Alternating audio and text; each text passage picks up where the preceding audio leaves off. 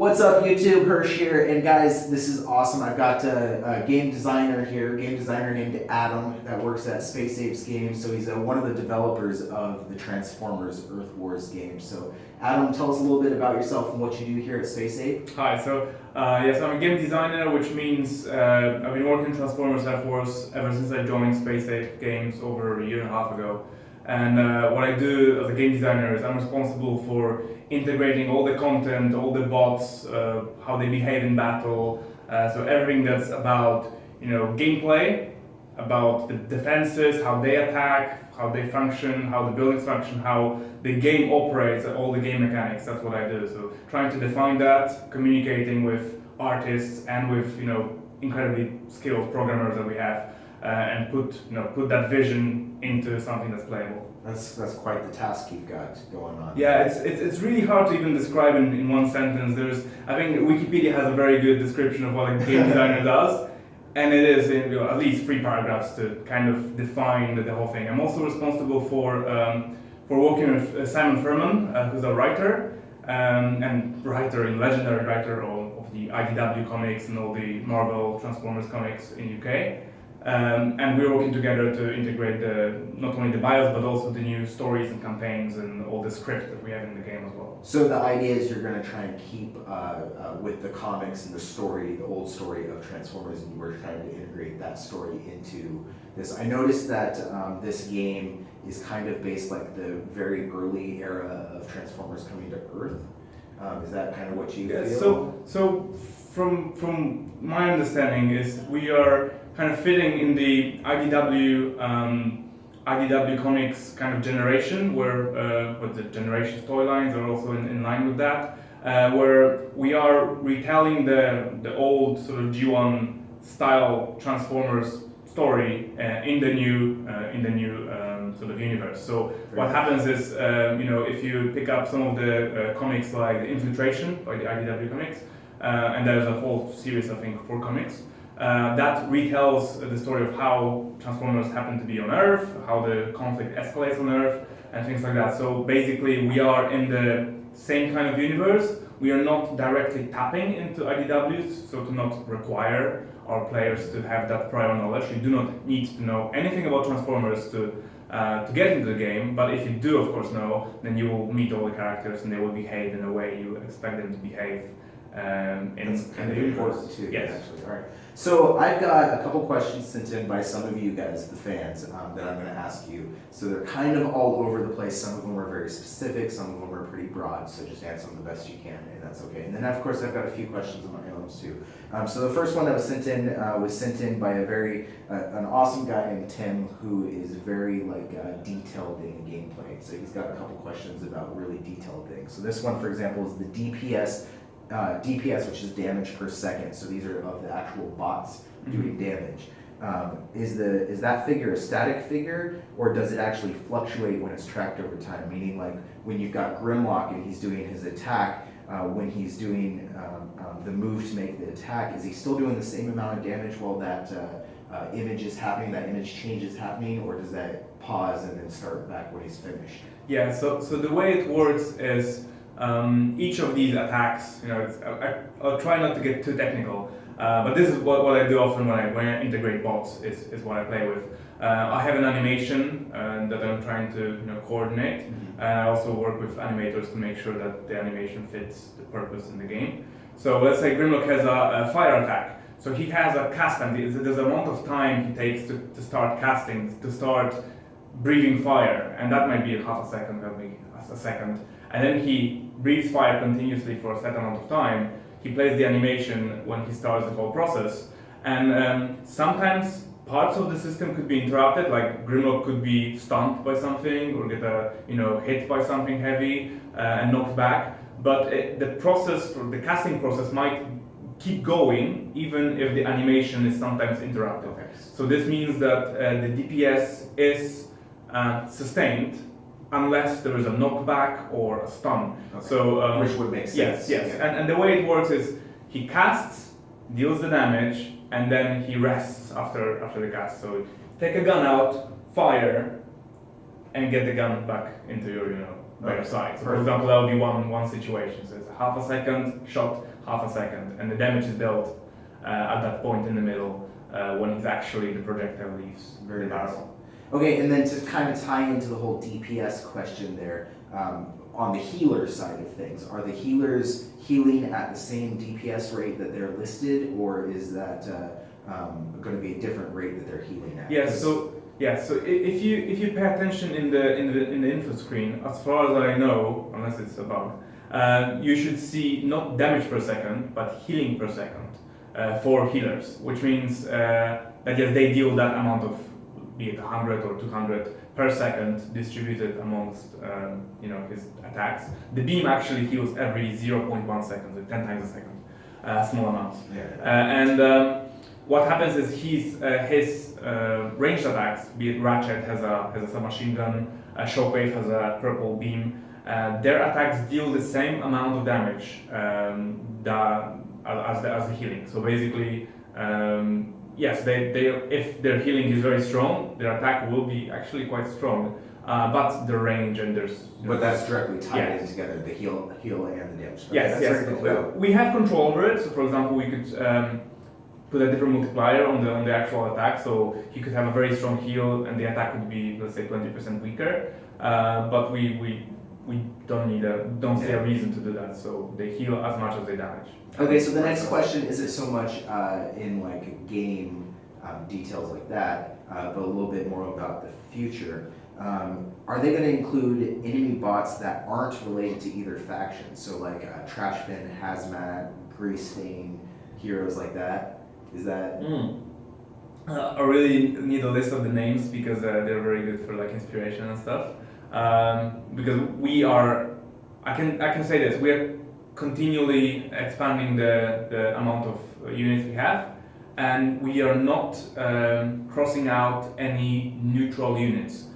If and when we were to add, let's say, a Junkion, and maybe Gnaw or other one, or I don't know what it could be, but if we were to add like a Bounty Hunter, maybe, or a Junkion or any other like species, then that would be a neutral unit that you can get either as an Autobot or a Decepticon. They would both have. Well, I noticed that in the different leagues, the different attacking zones, one of them is called the Junkion League, or for the, what is that, the Alliance Wars. Yes. One of them is called the Junkion League. So are you guys trying to like tie Yeah, in a little bit of the idea was like for naming the leagues is something that took actually a lot of time because we had a hard time settling for something that makes sense and isn't just like zone 1, 2, 3, 4, because that's very boring, right?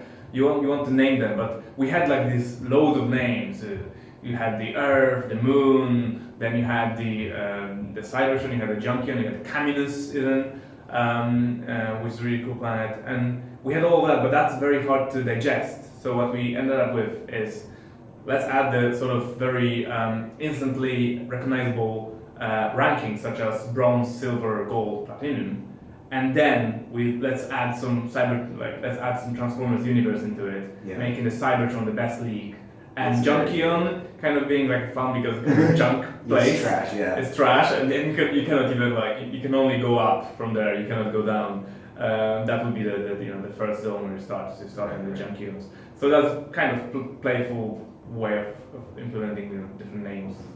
So a very common question I've been getting, both on my videos and people just talking to me in line chat or band chat, I'll put links to those down below, so if you want to join either of those rooms you can, is talking about achievements. Everybody loves these achievements. You get cyber coins for these achievements. So kind of a two-part question. Are you guys planning on implementing more ways for people to win cyber coins, whether it's from Alliance versus Alliance type future content or through more achievements, things like that?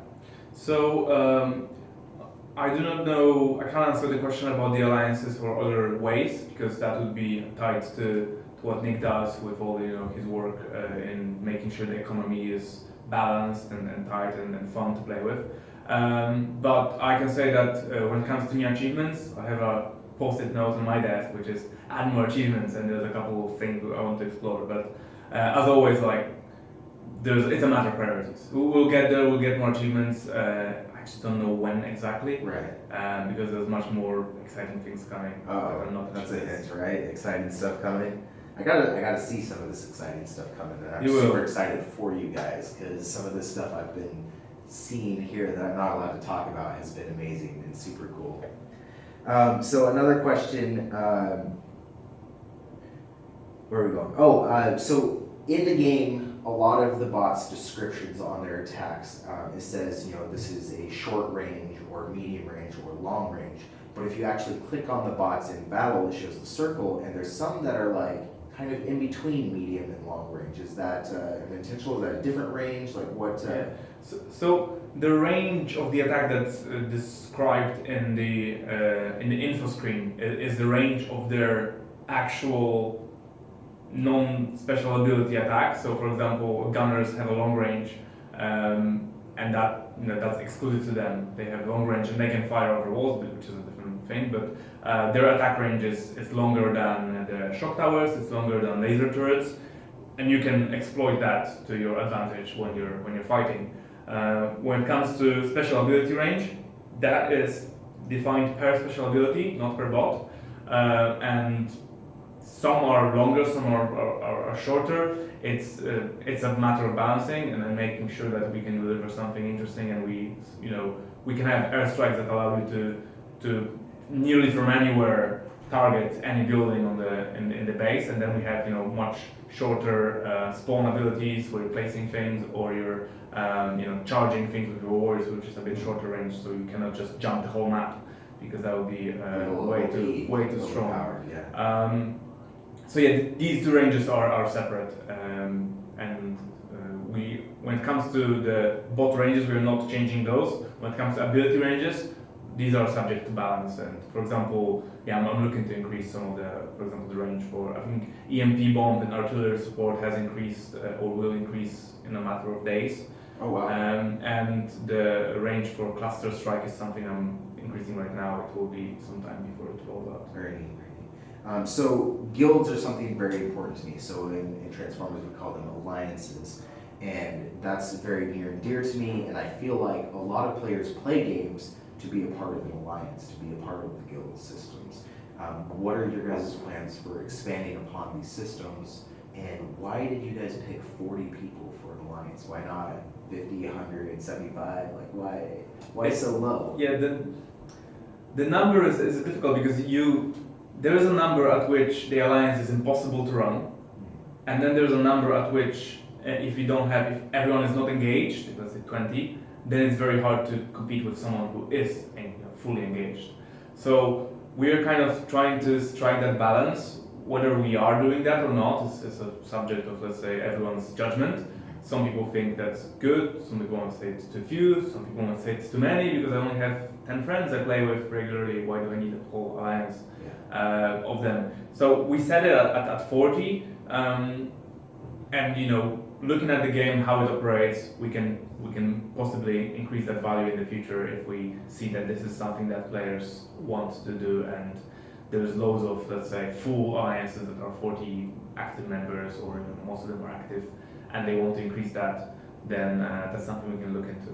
But we need to carefully evaluate. Future alliance things? Yes, so the alliances are there, but we are still adding stuff to the game.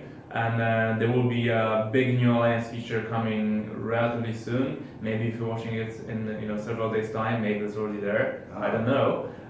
It's coming, and so that will come in a couple of weeks. And then there is one more big thing we want to add as well, which will allow you to kind of help each other out a bit. That would be good. Kind of a gifting system, maybe. Perhaps. All right. A little slow. But I don't have any timing for that. Okay, perfect. Well, that's good to know that but there's one thing you're coming thinking about it. Yeah. All right, awesome. So, what as a developer, game designer, coming in here, you get to influence the bots a lot. What do you think was your favorite thing that you got to influence that is in the game now that you're like, yeah, I put that in there? Like, what do you think that would be? There's a lot of small things that add up, but. For example, I mentioned Grimlock in one video earlier, which was one of the favorite things for me to deliver and be able to, you know, get that guy right, have him breathe fire and like smash things with his head. And so people were like, why, isn't it silly? I'm like, no, I watched like all the compilations of him smashing things and it's amazing. But then there's like small stuff, like for example, getting the small turrets from Huffer. See him like run around and place a turret, and then the turret kind of turns around and attacks enemy buildings. And then other bots come over and try to smash the turret. That was one of my like absolute favorite moments when it comes to special abilities. Huffer is really new. He's out though. And Bombshell, the same thing. They released together. Bombshell as the Decepticon. He hacks things and takes control over enemy buildings. And to see enemy missile launchers just bombard the whole missile. Half of the base gets bombarded by missiles from your own missile launcher. That's really, really cool. That's fun. Yeah, that does sound a lot. Yeah, and then there was tiny things like, you know, one day someone said, you know what we need more in the game? Flamethrowers. And I was, yes, absolutely.